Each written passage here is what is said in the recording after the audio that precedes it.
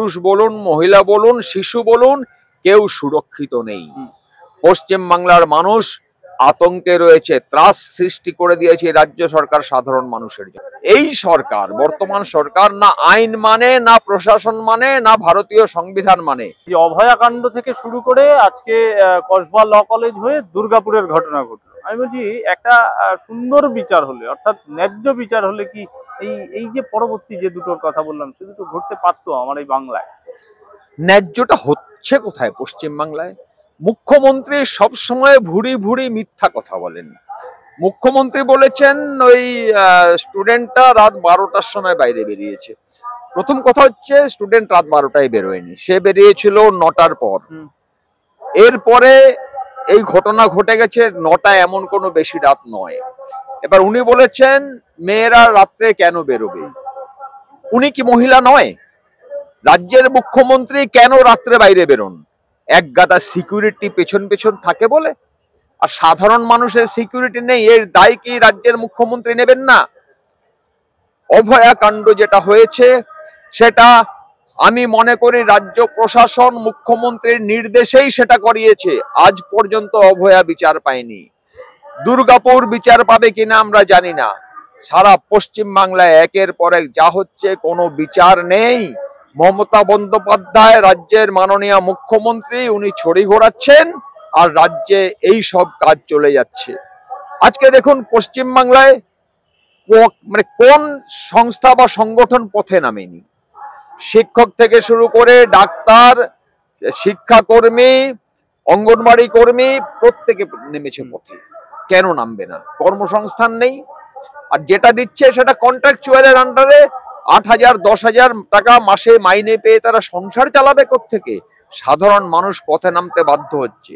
যারা একেবারেই গরিব শ্রেণীর, যাদের রাজ্য সরকার একেবারে গরিব বানিয়ে রেখেছে, তারা তাদের রুজি রোজগারের টানে পেটের ভাত জোগাড় করতে তারা বাধ্য হয়ে ওই লক্ষ্মীর ভান্ডার নিচ্ছে 1000-1500 টাকা মাসে, এছাড়া টুকটাক ছোটখাটো কাজ করছে। তাদের পথে নামার সময় নেই। তাদের কোমরটা এই রাজ্য সরকার ভেঙে দিয়েছে। যদি একটু ওরা পেটের সংস্থান করতে পারতো, তারাও পথে নামতো। তারা আজ বাধ্য তার পরিবারকে বাঁচাতে, তাই তারা পথে নামতে পারছে না। কিন্তু ইচ্ছা পশ্চিম বাংলার প্রতিটা মানুষের আছে পথে নামার। না, একদিকে আমরা যদি দেখি লক্ষ্মীর ভান্ডার রয়েছে, কন্যাশ্রী রয়েছে, আরেকদিকে মুখ্যমন্ত্রী একদম ঘরে রাখতে চাইছেন, অর্থাৎ বলছেন উচিত না বেরোনো রাতে। তাহলে দুটো মিলছে না। আর একটা প্রশ্নের সঙ্গে অঙ্গাঙ্গিক ভাবে জড়িত, যে তাহলে কি বাংলায় লক্ষ্মীর ভান্ডার থাকলেও মহিলাদের সুরক্ষা নেই? নেই তো। রাজ্যে শুধুমাত্র মুখ্যমন্ত্রীর নিরাপত্তার জন্য কতগুলি কনভয় বেরো একবার দেখুন। সাধারণ মানুষের নিরাপত্তার জন্য পুলিশ প্রশাসন কখনোই কোনো কাজ করে না। পুলিশ, আজকে দেখছেন পুলিশের মেয়েকে পর্যন্ত নিগৃহীত হতে হয়েছে, ধর্ষিতা হতে হয়েছে। এবার রাজ্যের মানুষ কি করে ভালো থাকবে?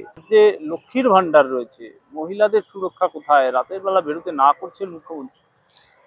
মুখ্যমন্ত্রী নিজে কি মহিলা নন? উনি নিজে কেন রাত্রে বাইরে বেরোচ্ছেন? তার একটাই কারণ, ওনার পেছনে সুরক্ষার কানবাইয়ের গাড়ি থাকে, পুলিশ থাকে ওনাকে রক্ষা করার জন্য। কিন্তু পশ্চিম বাংলার সাধারণ মহিলাদের সুরক্ষার কোনো ব্যবস্থা কেউ করেনি। এমনকি পুলিশে খবর দেওয়ার পরেও পুলিশ সময় মতো আসে না, হয়তো কোনো রাজনৈতিক চাপ থাকে। পশ্চিম বাংলার শুধু মহিলা কেন, পুরুষ বলুন, মহিলা বলুন, শিশু বলুন, কেউ সুরক্ষিত নেই। পশ্চিম বাংলার মানুষ আতঙ্কে রয়েছে, ত্রাস সৃষ্টি করে দিয়েছে রাজ্য সরকার সাধারণ মানুষের জন্য। তৃণমূল মুখপাত্র টিভিতে বসে বড় বড় বলে যে একেবারে সারা ভারতবর্ষের মধ্যে নাকি বাংলা মহিলাদের ক্ষেত্রে সুরক্ষিত স্থান।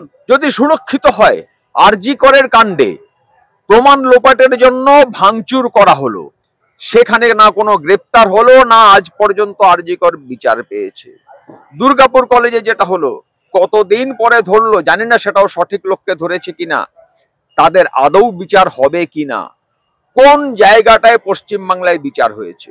আরজি কর মামলায় একজন সিভিক ভলেন্টিয়ারকে গ্রেপ্তার করে দেখিয়ে দিল এই আসল খুনি। কিন্তু যারা আরজি করে ভাঙচুর করলো, তদন্ত যেখানে হতে পারতো সেই প্রমাণগুলো লোপাট করলো, তাদের কেন গ্রেপ্তার করা হলো না? এবার প্রশ্ন উঠছে শুধু রাজ্য পুলিশ বা রাজ্যের যে প্রশাসন সে নয়, কেন্দ্রের সিবিআই তারা পর্যন্ত তাদের জিজ্ঞাসাবাদ করেনি যারা ভাঙচুর করলো। এবার ভেবে দেখুন পশ্চিম বাংলার প্রশাসন কোথায় গেছে, তার সাথে কেন্দ্রেরও মদদ রয়েছে বলে আমরা মনে করছি। পশ্চিম বাংলাটা ভারতবর্ষেরই একটা অঙ্গরাজ্য, পশ্চিম বাংলা কোনো আলাদা দেশ নয়। এটা পশ্চিম বাংলার প্রশাসনকে, কেন্দ্রীয় সরকারকে এবং সাধারণ মানুষকে বুঝতে হবে। তারপরে আপনি এই দুর্গাপুর কাণ্ডের কথা বলছেন বা অভয়ের কথা বলছেন, এরপর কি বলতে পারবে মানে লেখা তো থাকে বড় বড় হোর্ডিং এ যে এগিয়ে বাংলা, এই বাংলায় কোথায় এগিয়ে বাংলা? পেছন দিক থেকে এগিয়ে বাংলা, পেছন দিক থেকে এগিয়ে। পশ্চিম বাংলার কিছু নেই, শেষ করে দিয়েছে ধার। পশ্চিম বাংলা যখন এই সরকার আসার আগে মাত্র 2 লক্ষ কোটি টাকারও কম লোন ছিল। আজকে কত লোন করে বসে আছে এই পশ্চিম বাংলা?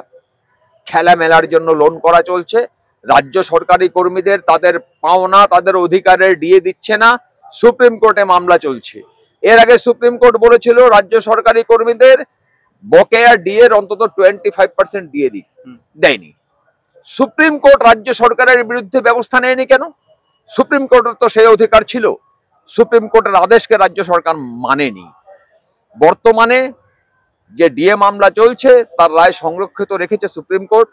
সবকিছু হয়ে হলফনামা রাজ্য সরকারও দিয়েছে এবং 3টি মামলাকারী সংগঠন ছিল, তার সাথে সবই তিনটি যে মামলাকারী সংগঠন তারাও হলফনামা দিয়েছে।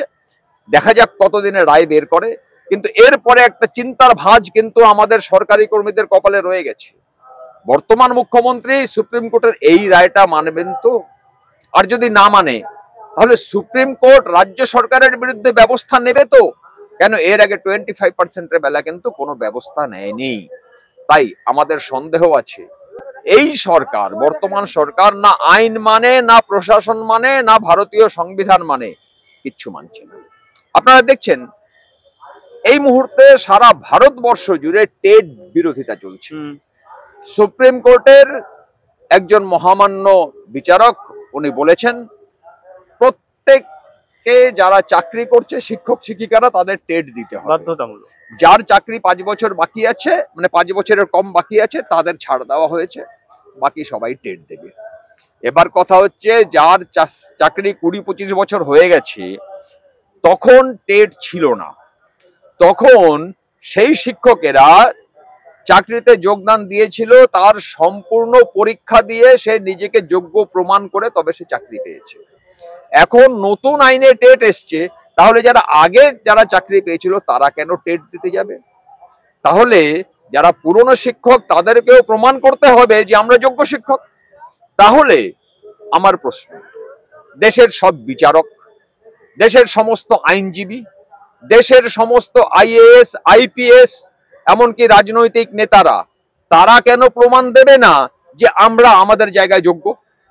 যদি শিক্ষকদের নতুন পরীক্ষা দিয়ে যোগ্য প্রমাণ করতে হয় তাহলে এনারাও নতুন করে আবার পরীক্ষা দিক, আমরা যোগ্য এটা প্রমাণ করুক।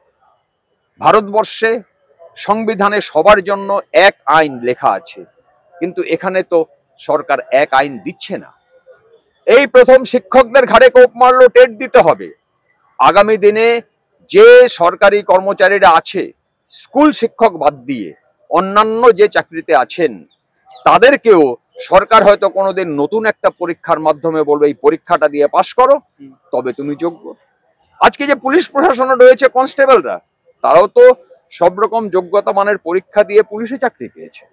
তাদের জন্য বলবে ভাই তোমাকেও নতুন করে পরীক্ষা দিতে হবে। কি করে সম্ভব? 20 বছর 25 বছর চাকরি হয়ে গেছে, আবার সে নতুন করে পরীক্ষা দেবে? এটা কোন দেশে বসবাস করছি? এটা একটা কালো আইন। এই কালো আইনটাকে যেমন রাজ্য সরকার তেমন কেন্দ্র সরকার সবাই মিলে চাপিয়ে দিচ্ছে। আসলে পশ্চিম বাংলা শুধু নয়, সারা ভারতবর্ষ থেকে শিক্ষা ব্যবস্থাটাকে তুলে দিয়ে এটা বেসরকারীকরণের চেষ্টা চলছে।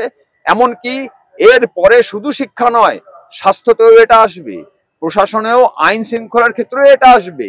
অতএব ভারতবর্ষকে বাঁচাতে হবে। আর এই লড়াইয়ে সমস্ত সাধারণ মানুষের কাছে আহ্বান করব, আপনারাও এই লড়াইয়ে আসুন। কেননা সাধারণ মানুষের জন্য আগামী প্রজন্ম যারা আছে, ছোট ছোট বাচ্চারা যারা আছে, তারাও এই চাকরি করবে। অতএব এই চাকরি করতে গেলে সতর্ক হতে হবে, সাবধান হতে হবে, দেশের কালা আইনকে যাতে ভেঙে দেওয়া যায় তার জন্য সমস্ত সাধারণ আমি মানুষকে এক হতে হবে। আমি একেবারে ছোট্ট করে জানতে চাইবো, চারিদিকে বলা হয় যে মুখ্যমন্ত্রী মানবিক, তৃণমূল মুখপাত্ররা তো বলেই।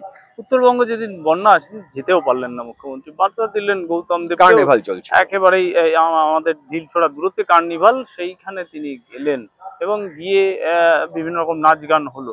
আর যে এত মানবিক মুখ্যমন্ত্রী, তিনি ওই অবস্থা উত্তরবঙ্গের, সেখানে না গিয়ে দুর্গাপুজোটা এবার অন্যরকম হতো। হ্যাঁ, ঠিকই বলেছেন, রাজ্যের মুখ্যমন্ত্রী মানবিক। যখন দেখবেন এখানে কার্নিভাল, আগে কিন্তু আমরা কার্নিভাল জিনিসটা শুনিনি।